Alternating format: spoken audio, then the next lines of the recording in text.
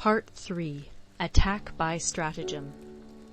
Sun Tzu said, "In the practical art of war, the best thing of all is to take the enemy's country whole and intact. To shatter and destroy it is not so good. So too, it is better to recapture an army entire than to destroy it, to capture a regiment, a detachment, or a company entire than to destroy them. Hence, to fight and conquer in all your battles is not supreme excellence. Supreme excellence consists in breaking the enemy's resistance without fighting. Thus, the highest form of generalship is to balk the enemy's plans. The next best is to prevent the junction of the enemy's forces.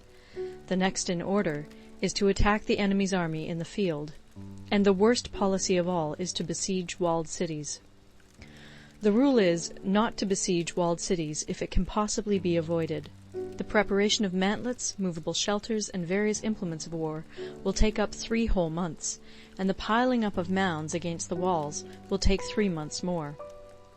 The general, unable to control his irritation, will launch his men to the assault like swarming ants, with the result that 1/3 of his men are slain, while the town still remains untaken. Such are the disastrous effects of a siege. Therefore the skillful leader subdues the enemy's troops without any fighting.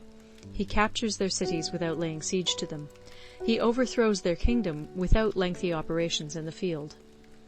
With his forces intact, he will dispute the mastery of the empire, and thus, without losing a man, his triumph will be complete. This is the method of attacking by stratagem.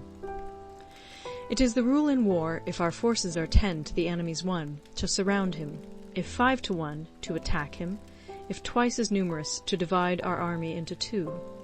If equally matched, we can offer battle; if slightly inferior in numbers, we can avoid the enemy; if quite unequal in every way, we can flee from him. Hence, though an obstinate fight may be made by a small force, in the end it must be captured by the larger force. Now the general is the bulwark of the state. If the bulwark is complete at all points, the state will be strong. If the bulwark is defective, the state will be weak. There are 3 ways in which a ruler can bring misfortune upon his army. 1. By commanding the army to advance or to retreat, being ignorant of the fact that it cannot obey. This is called hobbling the army. 2. By attempting to govern an army in the same way as he administers a kingdom, being ignorant of the conditions which obtain in an army. This causes restlessness in the soldiers' minds. 3. By employing the officers of his army without discrimination through ignorance of the military principle of adaptation to circumstances. This shakes the confidence of the soldiers. But when the army is restless and distrustful, trouble is sure to come from the other feudal princes. This is simply bringing anarchy into the army, and flinging victory away. Thus we may know that there are 5 essentials for victory. 1. He will win who knows when to fight and when not to fight. 2. He will win who knows how to handle both superior and inferior forces. 3. He will win whose army is animated by the same spirit throughout all its ranks. 4. He will win who, prepared himself, waits to take the enemy unprepared. 5. He will win who has military capacity and is not interfered with by the sovereign. Hence the saying, if you know the enemy and know yourself, you need not fear the result of 100 battles. If you know yourself, but not the enemy, for every victory gained you will also suffer a defeat. If you know neither the enemy nor yourself, you will succumb in every battle. End of Part 3. Part 4. Tactical Dispositions. Sun Tzu said, "The good fighters of old first put themselves beyond the possibility of defeat, and then waited for an opportunity of defeating the enemy. To secure ourselves against defeat lies in our own hands, but the opportunity of defeating the enemy is provided by the enemy himself.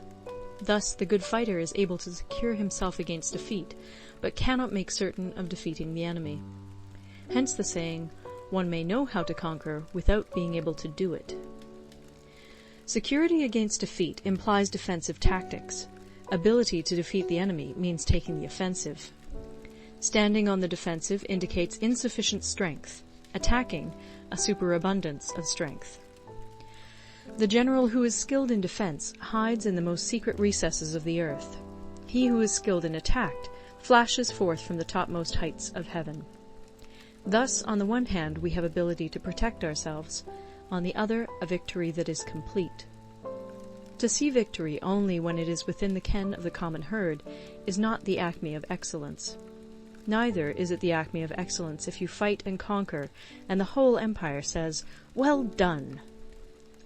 To lift an autumn hair is no sign of great strength. To see the sun and moon is no sign of sharp sight. To hear the noise of thunder is no sign of a quick ear. What the ancients called a clever fighter is one who not only wins, but excels in winning with ease. Hence his victories bring him neither reputation for wisdom nor credit for courage. He wins his battles by making no mistakes. Making no mistakes is what establishes the certainty of victory, for it means conquering an enemy that is already defeated. Hence the skillful fighter puts himself into a position which makes defeat impossible, and does not miss the moment for defeating the enemy.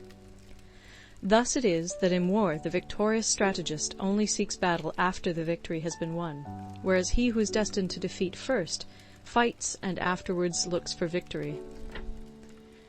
The consummate leader cultivates the moral law and strictly adheres to method and discipline.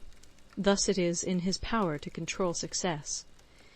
In respect of military method we have, firstly, measurement, secondly, estimation of quantity, thirdly, calculation, fourthly, balancing of chances, fifthly, victory.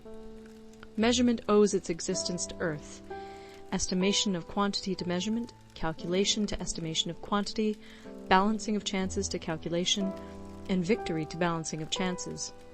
A victorious army opposed to a routed one is as a pound's weight placed in the scale against a single grain. The onrush of a conquering force is like the bursting of pent-up waters into a chasm 1,000 fathoms deep. End of Part 4.